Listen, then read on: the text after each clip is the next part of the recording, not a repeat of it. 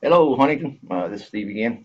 I know I've put out too many videos in a row here, but why I'm doing that is because the fact is I'm doing research every day and I'm finding new things out or whatever. And I was going to hold out on this because I was kind of waiting for the city to respond, and they haven't.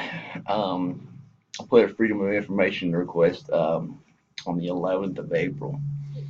By law, they have 10 days, I believe, by Texas law, but some people can get extension to 22. I was never informed of an extension, but it's now been 30 days, and I have yet to hear anything on some of the items that I reported, that I requested. But I got enough here to actually everybody start asking questions. I think everybody needs to know this information to maybe make up your own mind. I'm not here to sway you anyway or whether. I'm just going to give you the facts as uh, I found them out. I'm going to give you the websites where I figured the links where I found them out, and ask you to do your own research. Look this stuff up. I'm not making this up. It is actually printed. It's actually um, all state law, and it's also uh, the requirements for the Texas Department of Public Safety. So I'm going to go ahead and read on some of these things, and I'm going to start asking questions. It's the way I'm going to approach this is I'm going to ask questions. And these are questions that I haven't gotten an answer to or haven't been explained to me by the Freedom of Information Act or have been provided to me, which that itself is something um, that probably discuss later. However, the fact I start off, and the first thing I start off with is I asked for some information. I have a list of this information right here. Please bear with me because I have my all my research on the floor, so you won't miss my face because I'll go down and actually prove this stuff or pick up the source documents that I have. Um, I asked for number one. I asked for a certified copy of the budget filed in Angelina County and any amendments pertaining to that budget. Um, the city is required to actually file the budget um, with the county. I was asked by a board member and our city manager. I was asked by him. He didn't agree with those numbers because he didn't know where those numbers came from. Well, my question is that if we're properly filing our budget, we would need to actually have proof that we've done that. So when I asked that question, the answer that I got was, well, we just file it in the drawer after we're done with it. Well, they're supposed to have a copy go to the county, and they're also supposed to have documentation that the county received it, i.e., certified mail, things of this nature. But anyway, they're supposed to have that. Well, they couldn't. They could. They go ahead. They went ahead and they gave me the budget, and the years that I'm requesting. I'm sorry, I missed, but the years that I'm requesting were 2014 and 2015. I think everything else would come out in the budget 2016, 2007. So that's why I requested this. All these requests come from the years that I selected, which was 2014 and 2015. I asked for the per capita income of what the city had for per capita income and the correct census numbers because that's the proper way of determining what your per capita income is. We had a post that on this channel, discussion live, and there was an individual. I'm not gonna say any names, but anyway, broke it down like a shotgun and did a lot more research on the budget and where the money goes. And more, I have questions on it, but I have just now received these documents to review them, and I'm reviewing them currently. I don't think that I'm going to find anything else than what they did, but I'm going to go ahead and verify it. But from what I've gotten so far and the research that I've done so far, that post is pretty much right on. So they couldn't tell me the per capita income and the correct census numbers. They said they couldn't provide me either at that particular time. Now I don't know why. I don't know how we get the sign out here that says how many people we live here. I don't know where they come up with the per capita income. However, the fact is that it is posted on watchdog.org. Once again, watchdog.org. It is posted in our per capita income Our median income here, okay, and that's in 2014, before the layoffs happened, was 53,000 and some change. Okay. However, the per capita income was adjusted because the fact is that that's for your per capita income, which is only $22,000. So in other words, based on those figures, and they haven't provided me with up-to-date figures, so we'll just go with those. I assume we'll go with those. So based on those figures, we're under the poverty line. We're in poverty. I mean, we're broke. I mean, we're under the poverty line. Period. But I'm waiting on those documents to see if they can finally provide me the census and the actual per capita income. Now here's where it gets interesting. Okay. And I want to approach this, and I want you to please listen because the fact is, I know you've heard it a million times, if not a million and one. Okay, everyone that comes through Huntington, or everybody knows something about Huntington. Okay, if you mention the name, people say, "Oh, it's a speed trap. That's a speed trap." Well, that's all hearsay. I mean, there's no reason to doubt that, or to doubt that they are not conforming to the law on issuing tickets. There's no reason. It's just people get ticked off when they get a ticket. You know, and they want to blame everybody else. Well, it's speed limit 65 and you're going 70, then guess what? You're doing a ticket. But I looked at it from a different approach. I'm like, okay, how are they determining this through their radar guys? So what I did is that I requested the police logs on the calibration and the tuning method that was used to calibrate the radar machines are radar devices that they have. Well, when I asked the chief of police, and I think also there was an LT there, but I asked them how they calibrated their weapon or their vehicles. I keep saying weapons. I'm military coming at me, guys, and their vehicles. They said, "Oh, it's calibrated automatically when we turn the unit on, then it calibrates it." Well, I'm sorry to say that that's not correct. What's correct is the fact is that you have to have the unit on for it to start. But that doesn't at all way, shape, form, mean, fashion, that doesn't calibrate um, the device. What is it recommended, and what is the only way of actually recommending it from the state of Texas and the police officers in Police Officers Association is that you have two tuning forks. These two tuning forks are actually measured. Okay, one is measured for 35 miles per hour. It's the tone. It goes off. It reads in your radar supposed to read 35. And the other one goes up to 55. So when you bring it, you hit it on an object and hit it up, then it's supposed to reach 55. That way it gives you a range of determination that this is correct at 35 and this one is correct at 55 by tuning fork. So I asked for the records showing how often that these were calibrated, because per state requirements, and is highly recommended through the owner's manual and also by the state, that these are to be tested once a year. Now, there are some places, because the fact is they have so many radar guns, they will allow you, if you have more than, I don't know what the number is, please do your research, but anyway, if you have a number in your police department they will cycle it out. Even though it takes over a year, they will let it cycle out. In other words, to encompass testing all of the devices. So in other words, that way you don't take them off in the police department, they ain't got nothing to do. So you got to cycle them in, cycle them out.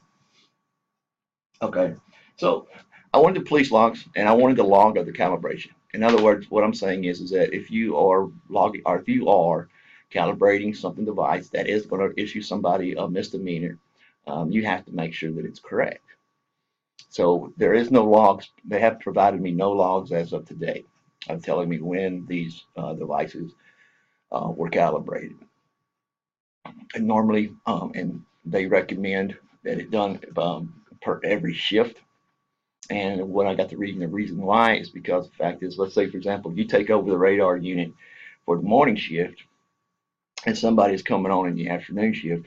Well, you want to make sure that the device is working properly and that the entire shift didn't do any damage to it, like drop it or spill some soda in it from Dairy Queen or something like that. You want to make sure that it's actually, when it enters your possession, that it's actually working. If not, then you know what? You could be liable for any damage that's done to it, and they can charge you for it, which they do to the city officials. So anyway, I didn't get any logs pertaining to the calibration how often the calibration are, who actually prescribed the calibration and whatsoever. So I didn't get anything to prove that they've actually calibrated um, devices. Now I wanted. And also I asked for on here also I also asked for training certs. In other words, you have to go through a period of training on this device. Normally, the junior colleges, and you can actually do it online, I believe now. But anyway, normally you go to a course, and it is required, okay, that you take a 20-hour course, okay, on the radar, how it works. Now, these classes don't include, how to break it down, make you teach you how it all works about the Doppler and all this. What it does is it teaches you during the period of instruction how to properly use the device and what occasion that you're using. Say, for example, if you're driving or if you're stationary, where and when and how you operate that radar device. Basically, to learn how to operate the radar device so you can avoid the human error in calculating someone's ticket. So anyway, that's supposed to be a 20-hour course. Okay, now I've got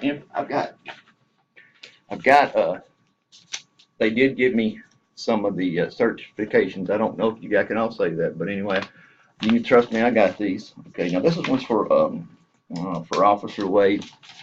This one here is number 2054, and then it certifies a course of 8 contact hours and earned was 8 hours. So in other words, he's got 8 hours and he still has some more to do to equal to the 20 hours required by law.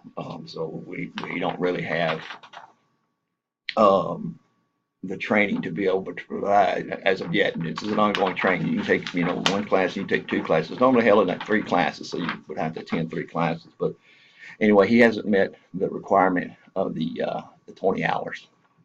And also with this too, the 20 hours, you have to go through a period of time, which I think is 3 days or 2 days. Correct me on this, whatever. But anyway, there's a period of time that you have to go through the on the job training. It has to be documented. So in other words, you have to go out with someone that's qualified on the machine or the device, and they have to actually properly teach you on the job training in your neighborhood. To tell you, the do's and don'ts, the Doppler effect in some areas, where you might get a false reading, where you get a true reading, give you kind of a lay of the land, and how you apply the things you've learned in school to actually out getting on the highway writing tickets. So this is Officer Wade. This is Arthur Alvarez. Now, Mr. Alvarez, he's done more training than anyone else, and this was see, that's what I understand. All these were dated. All these numbers have on was 2054.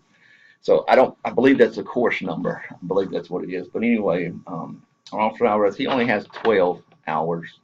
Here, I don't know if y'all can see that, but anywhere over. It says 12 hours for Officer Alvarez now. And then he earned .6 continuing education units. So in other words, he's got a course of 12 hours, plus he attended another little course where he got .06. So in other words, he's got 12.06 training units on his record. And once again, you know what that implies. Well, the fact is that he doesn't have the proper 20 hours, and so we'll go into that. Dr. Show help with that. Then I requested, okay, the tuning fork information. Okay, now, I'm sorry, and then I'm sorry, I got, okay, Brian Mitchell, spelled with an O here. He's got 8 hours, and I guess for his continuing education, it looks like earned 8 hours for his continuing education. So in other words, what that means is that he's got 8 hours credit to that class that he takes. So in other words, there's a series of classes you take. You don't teach everything in one class. You have to go for 20 hours in different classes. I'm not for sure which those classes are. I've never taken them. However, the fact is it's got to equal 20 hours. Is all I know. And it's got to have a certificate that says 20 hours. James McKenzie, I have one for him too. I don't know these officers by name. I don't know, and I don't know how many we actually have. I think we've got 6 on the books. I'm not sure, but correct me on that too. But anyway, I'm just stating out what I know. Now, Mr. McKenzie has 8 hours, and then he's got 8 hours continuing education. So in other words, he's got 8 hours of actual hours, and then he's earned 8 hours. In other words, he's got eight hours to put forward to his next class. So in other words, they don't charge him 8 hours and he's already done 8 hours. He's supposed to have 20, and it's right here, like I said, once again, 8 hours. Now, the next thing is that okay, the city has to, just because they've got certified operators, the city has to be authorized also to have radar in their area. For some reasons, they don't allow radar, and these examples of this is that number one, the Doppler effect affects different towns in different ways, and other reasons because of the fact that they can't get a true reading in a city because of the Doppler effect, and also any other things they can't get a true reading on. So I look for, here's the certificates that I got. Okay, we got for the Doppler radar unit. Okay, and it tells you all the information on their unit right here. Okay, you guys can request this. I'm not going to go through it like I know y'all ain't like a bunch of 3-year-olds. Anyway, this says this is it, that all of the it was done on tuning fork, and that it was tuning fork as 80037. So they've got that one there, and they've got an actual one for another Doppler radar, which is alert. So they've got two of them here that tell me that they've actually done the test on these devices for the Doppler effect. Now, the funny thing is, guys, and maybe you can answer me this question, is the fact that both of these certificates are dated 5/5 of 2017. Okay. Now, what I find funny is the fact is that I requested my Freedom of Information Act request on April 11th. So obviously it was done after my request. So my question is that, okay, where's your certifications for the last year? I mean, when's the last time that you actually certified it? Did I have to put a Freedom of Information Act to remind you that you needed to do that? Could be. I don't know. I'm asking the question. I don't know. I'm sure there's an answer, but I don't know. But these two are kind of in question because they're dated the same day, 5/5/17. So that covers that. Then I got two certificates that we're doing the tuning for. Okay, doing the tuning for. Okay, well, I got two certificates. Okay, for the tuning fork, which says that they actually tuned them. Okay, so that means okay they tuned them, but that's also dated 5/5 of 2017. As we remember that I told you that I had requested the police logs for the calibration, which should, per law, is supposed to be done daily, but the only thing they gave me back was two certificates that are dated the same day. And so all of them are dated the same day after the freedom of the request was put in. So this is what I requested, and I'm kind of going through this because I remember some, I don't remember all of them. So I asked the ticket revenue for the last year, for that fiscal year. Now, that you can find in the budget. So when you look at, it depends on what it depends on how you determine the census and the per capita income, and you also get your median income off of that. Like I said, the figures for those two items. However, the fact is that also determines the amount of income it's used as a source of income for the city. Well, my question here, maybe you guys got the same question, I don't know, but how can you determine the right revenue if you don't know the census and you don't know the median income and you don't know the per capita income? Can't be done. You can't do it. You need those figures. Well, so I thought about it. So you know what? Well, okay, I can't get that. They won't provide me that. So we'll go off 2014, 2015 figures because they haven't disputed it. So we'll just go back to the last numbers that we had. Well, per state law, the police department in a town less than 2,000. Okay, sorry, 2,000 people. Okay. And which is less than 5,000. Now the drawing line is at 5,000. So if you have people less than 5,000, population less than 5,000, then you can only receive 30%.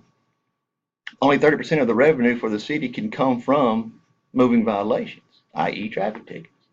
Well, let's look at it that way. Okay, that year we were running at 40%. What happens to the other 10%? We get to keep it. What? No, by law, you're supposed to turn that into the to the comptroller of Texas. What he does with that, I don't know. He divvies out between county. I don't know what he does, but anyway, any overage of this fact would have to be put back to the Texas comptroller of 30%.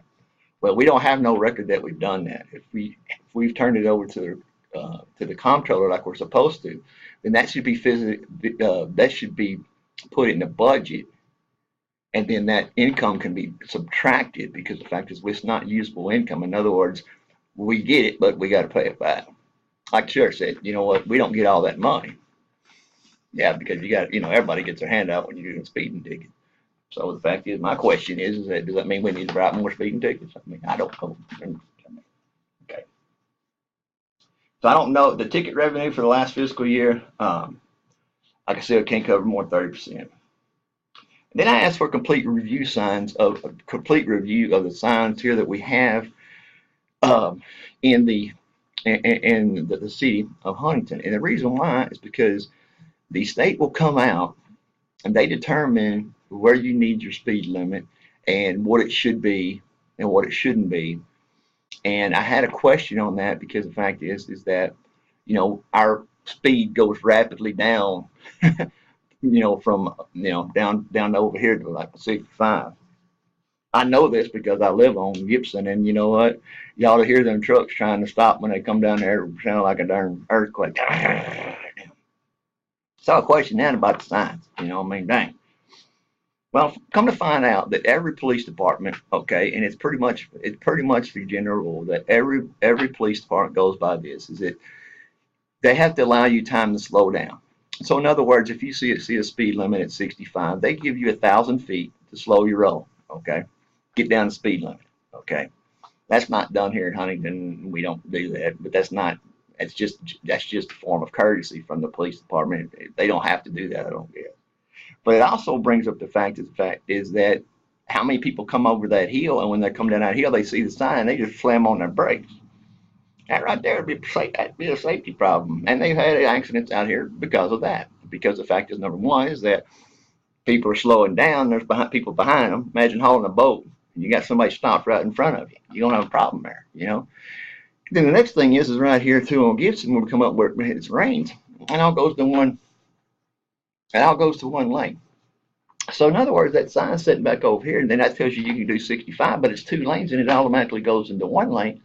Well, if everybody's doing the speed limit up till there, it's going to be like NASCAR on the restart, and that's pretty much what it is. It's like the restart on NASCAR. Who's going to get to the lane first? I can't tell you how many horns out here and people yelling at each other because the fact is that they thought he was going to get over. And then if you don't get over, guess what? What are you going to do? You're going to be another lane. So you really have to make a choice there within a short period of time.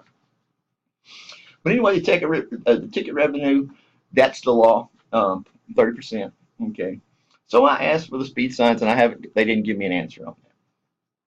Okay, so then I went back and I said, okay, it looks like that they can't show me the calibration of their devices. And I said, well, if they are not tuning those devices, I asked, well, how do they know that the ticket that they're writing is actually good? Because what if you're on shift in the morning shift, you go in and you come home in the afternoon, and then you'd written 3 tickets, and then you find out when you get back on change of shift that it was 5-10 miles an hour over, and you made a mistake on those tickets. Now you think anybody gonna say anything about you writing a ticket and it's over? Have you ever run across any police officer taking a ticket back? I ain't either. If you find him, he's hell of one of my honest guy, I tell you. So I requested all the tickets from 2014, 2015 to 15 years for 2015. Well, I think Miss Davis told me that it was like 4,443. I think that was the number she told me. And don't hold me accountable for that information. That's just something I got off my head, but it may be wrong, maybe more, maybe less. I don't know because they haven't provided them for me yet. But that's still one of those issues that I haven't gotten back yet. So it raises up the question. Because if I'm requesting the records and I'm requesting the tickets, then I'm going to go through on a daily basis and see when it was calibrated. Why would you do that? People ask me. Well, because the fact is that you know what? Is that individuals that were pulled over and gotten a ticket and the device wasn't properly calculated, because you can't see the radar. Cops don't have to show you the radar. You can ask, they won't let you see it. But how do we know when it was calibrated? Technically, what they're telling you is and everybody says do it in the shift because of the fact is that you know what you're getting when you get it. A recommendation is the fact is if you come off your shift and you've written tickets, okay, it's for you to calibrate that machine to make sure that your calibration is right. So in other words, it's all checks and balances. Now, you give it to the benefit of the doubt of the police officer because the fact is, okay, he said I'm doing 65, I was doing 65. And, you know, okay, but his radar may have said I was doing something else. I don't know. Now, there is a class that you can take, okay, which is included in these 20 hours. They teach officers to get a starting point, a stopping point on each designated start of the road where they can actually judge or they can be certified to judge your speed without having to use the radar. So, in other words, but in order to be able to do that, you've got to go to the class. Okay, just like to operate a device, you've got to have 20 hours, and we don't have anybody currently right now that's got currently 20 hours. So, what does that tell you? I'm not going to say nothing y'all can figure it out on your own. Then I wanted the information on the tickets because the fact is that one of the complaints we had from the judge was, you know, people go through here and they think from the area and they don't never pay their tickets. Okay, well, let's go warrant for the rest. He said, I wish you a warrant for the rest. I said, good. I said, well, what do we do to recover them? Well, the police said, well, we ain't going in there chase them all day. You'll be chasing people all day and not getting their job done. Okay, I'll buy that. But what about this? These people got to get out of jail on something or whatever, but during that court process, they got a warrant under arrest and they can't get out of jail if we insist on it. Should make it on every warrant. He cannot be released from. He cannot be released from the police. They have to detain him because he's got a warrant in another county. Now, what will happen? He'll go to probation, and guess what? The probation officer will give him. You got 30 days to figure this out, or you're going back in. That right there just solves our problem by getting warrants done. That's more money, more income coming to us that we should get. Now, the sites that I'm actually going to confirm for you is one, watchdog.org, roadsnacks.org. I know, but you know what? It's a organization that goes through and they rate cities and towns on multiple items of the city and what the positives, what the negatives are, and basically what the general consensus of the town is. Now, on this roadsnacks.net. I'm so sorry, roadsnacks.net. On this information that we got here, okay, number one is that we're 38th in this whole state of Texas on moving traffic revenue. Now that includes Dallas, includes Houston, includes Fort Worth, includes El Paso, includes all over. We're 38. Okay, take what you want to from that. But then when you look at it a little bit further, they also do a little survey, and they did a survey all throughout the states, and they said, okay, what's the most miserable cities to live in? Well, we didn't make the top 10, guys. We didn't make the top 10. We're number 11. Okay, we're number 11.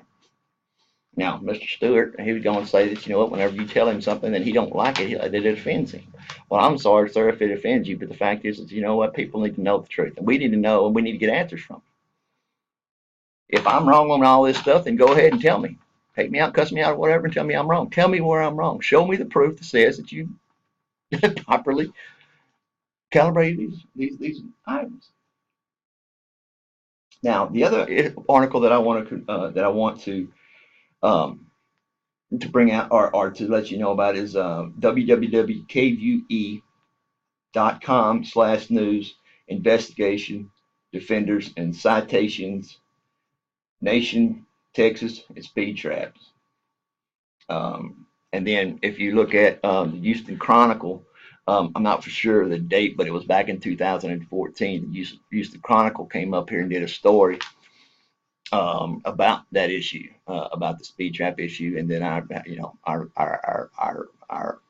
general procedure and actually doing and moving violations and how we go about it. Well, they determined that, you know what, it's a speed trap. Now, you know what? Every small town in Texas is going to be accused of being a speed trap. I ain't got no argument with that, okay? Because 9 times out of 10, they don't ask you for your ID, okay? Unless they ask you for your, so they can determine if you're in or out of town or not. If you're out of town, you're going to get a ticket. But we know by not being able to get served the warrant, then guess what? That's just ticket wasted. You might as well just take that piece of paper and just throw it over because I ain't going to pay that ticket. And we ain't going to hunt for it. Also, the fact is, I put in a request, and I also asked the city council as well. Can you list me the list of city roads that you have that are unsafe for travel, or maybe condemned for travel by the state? Has the state come down and searched and looked at these roads and certified them that they are travelable to our community? No, they didn't do that either. Okay. I asked them, I told them, I said, well, I'll come down and I will pick these up, or however you want to handle it. They sent them to me certified. Yeah, so that's the way they know I received it. Okay. Now, there's one little issue here that we come up with, whatever, because the fact is that whenever I talked about the city budget, I requested a lot of items from there that are on here. Now, I got the letter back from the county and the city attorney, or one of the attorneys, or the county attorneys, or whatever. Anyway, I got a letter back saying they didn't have access to any of that information. They didn't know the census. They didn't know that, and we should have those records. I.e., okay, we need to supply the county with those records so they can actually make a determination. Because you know the way this works. Okay, they get the information from us. They get it for the information for the entire county. The entire county goes to state checks. There's a checks and balances everywhere you go. Okay, when I asked the city council member, I said, "What happens to these? What happens?" And they're asking me where I get this information. Well, it's all on the internet. I mean, you can look it up. And I tried to get the Freedom of Information Act from the county to give me that information. But when it came back, it's not saying that they didn't want to do it and said, no, we're not going to do that for you. They said, we don't have those records. So who has them? And why won't they let them go? Kind of a law that you have to, it's our documents. We pay for them. Pay for them in your taxes. They're our documents. You should be able to allow to see them. You should be able to go in, okay? If they don't want to make copies, you should be able to go in there and take your cell phone and take pictures of all of them. So you'll have them as your record. They're yours. Now, the next thing I want to talk about, and the last thing, is something that bothers me and I need to get answers to as well. Okay. Well, there's a company, okay, and I want you to advise me who they are because it's TDX something X. I don't know exactly what it is, but anyway, it ends in an X. Okay. Well, apparently this company owns the Centennial Park. We've got a lease on there for 99 years. Okay. But basically, we don't own the city park. So we don't know what year we are in the lease. Nobody can see the lease except for the city council. So we don't know what year we're in on the lease. I mean, it might have been signed for 99 years, but how many years we got left? So actually, it don't belong to us. The next thing is there was a motion made and approved by the city council that said they're going to take $25,000 in a grant to improve Centennial Park. Sounds like a good idea, don't it? Well, let's look at that $25,000. First of all, you got to provide handicap parking, which we don't.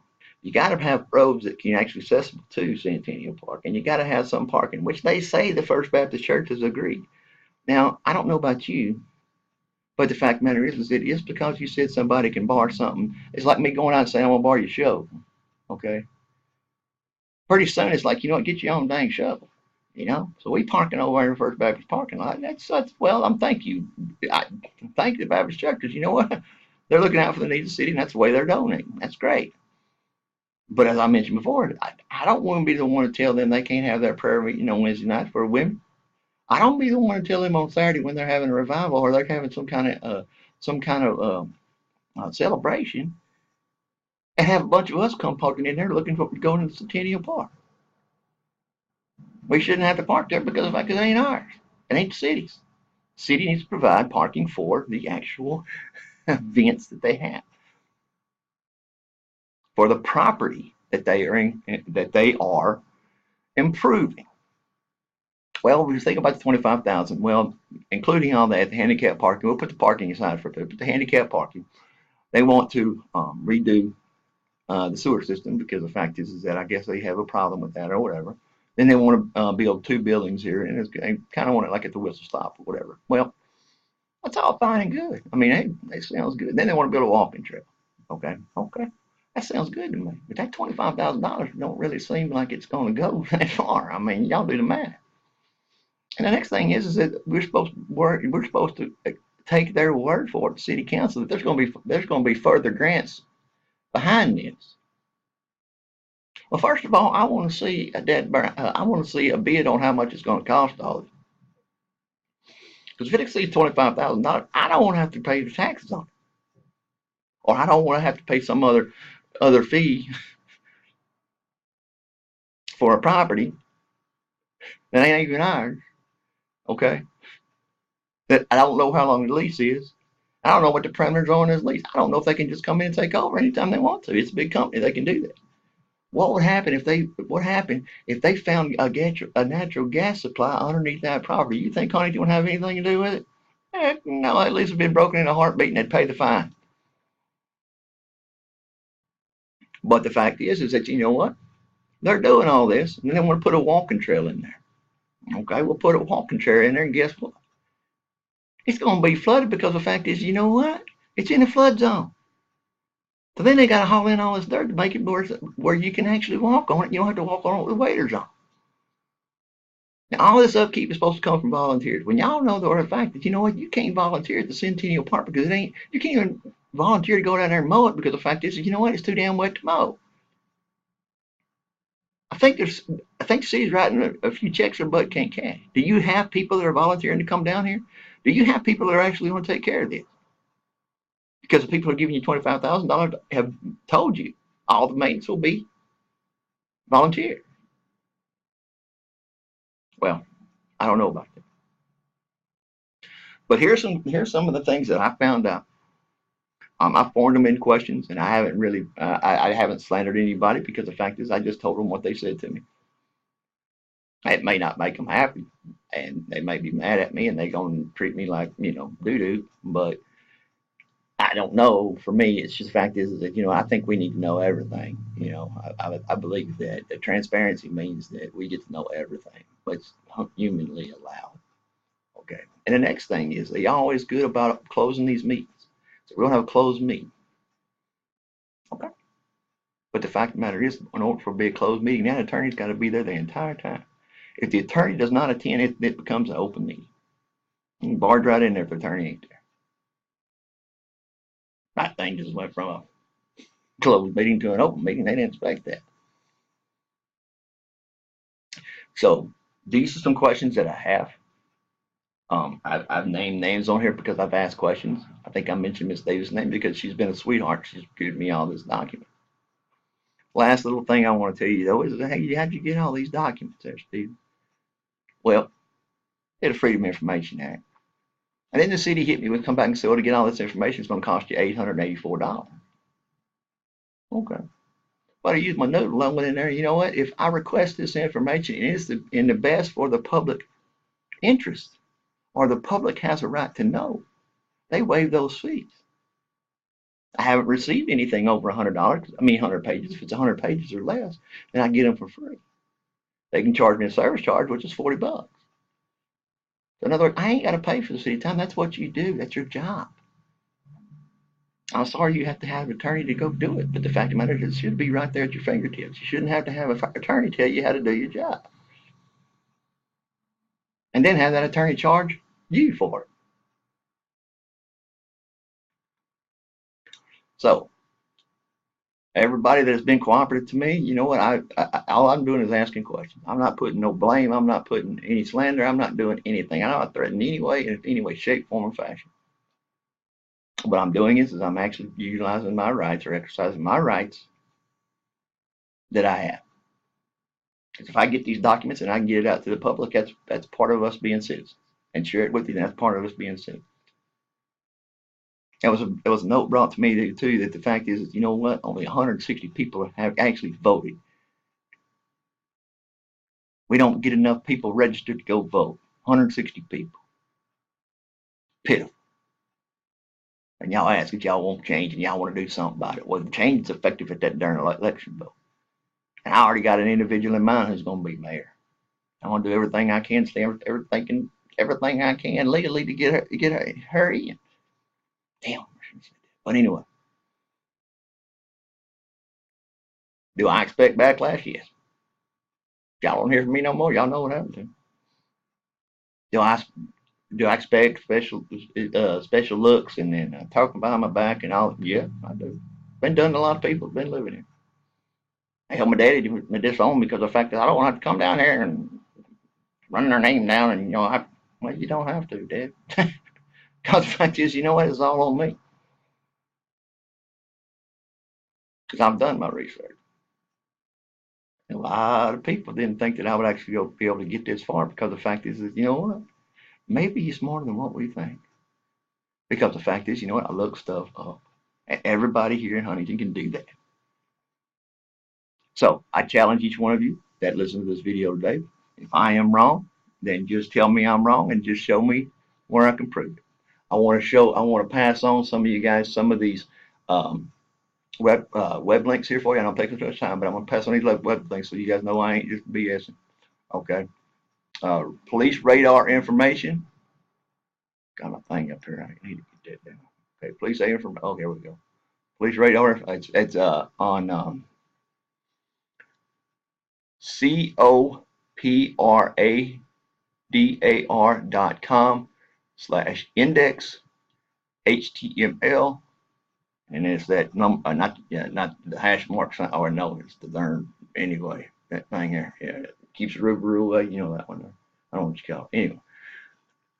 Anyway, home. Look that up for you. Okay. Then we're gonna look up another one. It's expertlaw.com /forums/shortbread.php (T equals 31090). Hope you guys can remember that. I don't want y'all to play it back because I know y'all don't hear me no more. And then we've got the website here,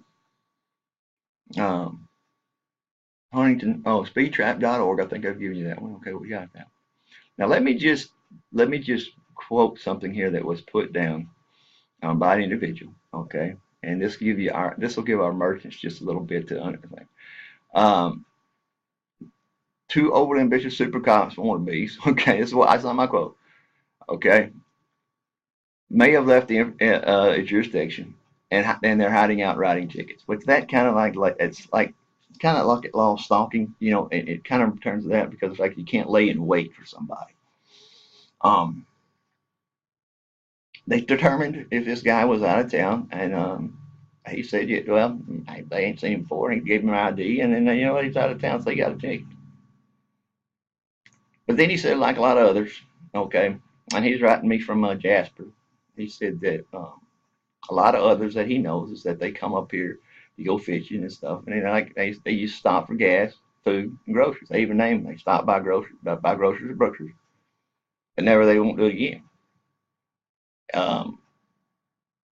Dairy Queen, they mentioned your name too because they love to stop at Dairy Queen and eat. They're not coming through here.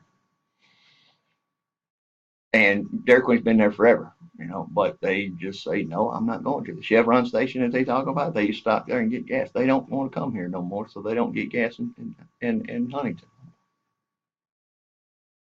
They can stop, then what this guy says, I can stop anywhere and get me something to eat. I can stop and get gas somewhere else without having all this hassle. I'm having to worry about what my speed limit is and looking for people, looking for individuals every 5-10 minutes that's staking me out.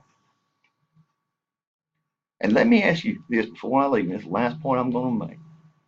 How many cops do we need in the city of Huntington? A population less than 2,000. Okay. Because right now, on a given day, you can go out and see the constable, you can see the sheriff, You can see DPHS. You can see the game warden. There's a lot of law up around here. And why in the heck does our cops have to go and respond past our city limit sign with their sirens blowing? Okay, sirens blowing all the way through Huntington, through a school crossing sign that they have out there. And then and then right before they do the speed city limit sign, they shut all that off. Just a question. So I ask these questions, and I'm getting out of here. I know it's been too long, and I know you guys want to tune again, but I hope that you too just look into some of this stuff and start asking questions. I'm gonna bear the brunt of this, and I know people going. I know I'm gonna get hit from all the city council, and I'm totally prepared for that. I was born at night, not last night. I know it's coming. But the thing about it is that I have earned the right to ask these questions. And if you're small enough to actually if you're actually small enough not to be able to take criticism or not be able to respond to questions, and instead take it out on the person who reported it, shame on, shame on. I'm ready. And the last little thing is, all these people are going to be watching this, and even city council members or whatever, everybody's going to be asking me, why is he doing this? Why is he taking so much interest in it? There's a reason. Chief's got it, he knows it, and he's supposed to be some kind of investigator, and he don't know. It's all there. He'll figure it out. Ladies and gentlemen, y'all have a nice evening. God bless you. And I hope everything is okay. Our weather is coming in, but I hope everybody's okay. If not, you give me a call or hit me up here on the YouTube or any of my social media. You hit me up, I'll be there. It's Steve. I'm signing out as always. Keep mama happy. Keep your powder dry and keep good water and feed on them dogs, and you'll be all right. I'm out.